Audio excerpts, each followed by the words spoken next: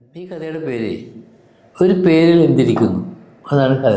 ഈ ഷേക്സ്പിയർ ഇടക്കിടക്ക് ചോദിക്കുന്നുണ്ട് ഒരു പേരിൽ എന്തിരിക്കുന്നു എന്ന്. അപ്പോൾ ഈ റോമിയോ ആൻഡ് ജൂലിയറ്റിൻ്റെ അകത്ത് ഈ റോമിയോ കൊണ്ട്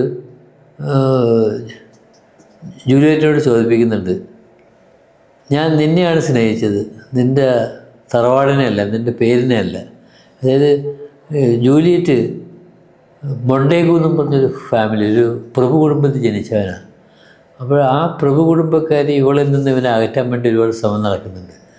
അപ്പോൾ പിന്നെ വീണ്ടും ഷേക്സ്പിയർ പറയുന്നു, ഒരു റോസാപ്പൂവിന് എന്ത് പേരിട്ടാലും അവൻ്റെ സൗരഭ്യത്തിനൊരു മാറ്റം വരില്ല. റോസാപ്പൂ എപ്പോഴും റോസാപ്പൂ തന്നെയായിരിക്കും.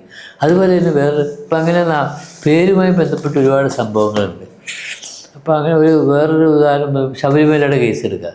ശബരിമലയുടെ ശരിക്കുള്ള പേര് ശ്രീ ധർമ്മശാസ്ത്ര ക്ഷേത്രം എന്നാണ്. പക്ഷേ ഈ ദേവസ്വം ബോർഡുകാരെന്ത് ചെയ്യുമെന്ന് വെച്ചാൽ അതിനെ മാറ്റിയില്ല, ശ്രീ അയ്യപ്പസ്വാമി ക്ഷേത്രം എന്ന് മാറ്റി.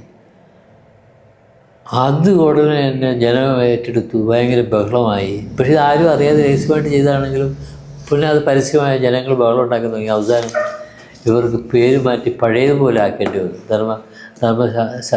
ധർമ്മശാസ്ത്ര ക്ഷേത്രം.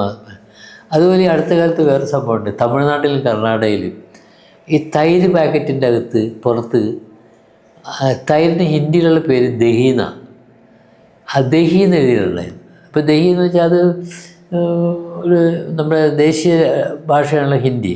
അപ്പോൾ അതുകൊണ്ട് ആ പേരിലാണ് തൈര് അറിയപ്പെടുന്നത്.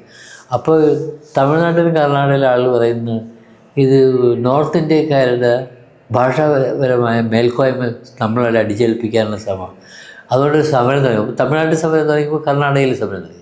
ഇത് മാറ്റണമെന്നും പറഞ്ഞു. ആകെ ബഹളമായി.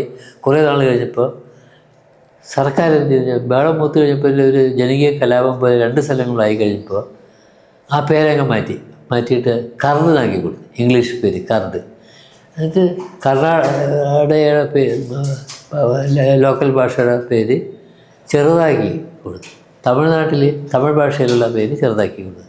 മെയിൻ പേര് ദഹീനാക്കി. ഞാൻ അതുപോലെ വേറൊരു രാമായണത്തിൽ ഇതുപോലെ അധ്യാത്മ രാമായണത്തിൽ ഒരു രസകരമായ കാര്യം പറയുന്നുണ്ട്. അത് പറയുന്നത് വെച്ചാൽ രാമനും സീതയും കൂടി കാട്ടിലൂടെ ഇങ്ങനെ സഞ്ചരിക്കുമ്പോൾ പരശുരാമൻ അവിടെ പ്രത്യക്ഷപ്പെടും. പരശുരാമൻ ഇവരുടെ മുന്നിൽ വരും. ഇങ്ങനെ വരുമ്പോൾ പരശുരാമൻ ഇവരോട് നീ ആരാണെന്ന് ചോദിക്കും. അപ്പോൾ ഞാൻ രാമനാണ്, ശ്രീരാമനാണ്. അപ്പോൾ അയാൾ പറയും, ഞാനറിയാത്ത ഏത് രാമൻ ഇവിടെ ഉണ്ട്, നീ ഏത് രാമനെ ഈ കാട്ടിൽ, ഞാനല്ലാതെ ഏത് രാമനുണ്ട്.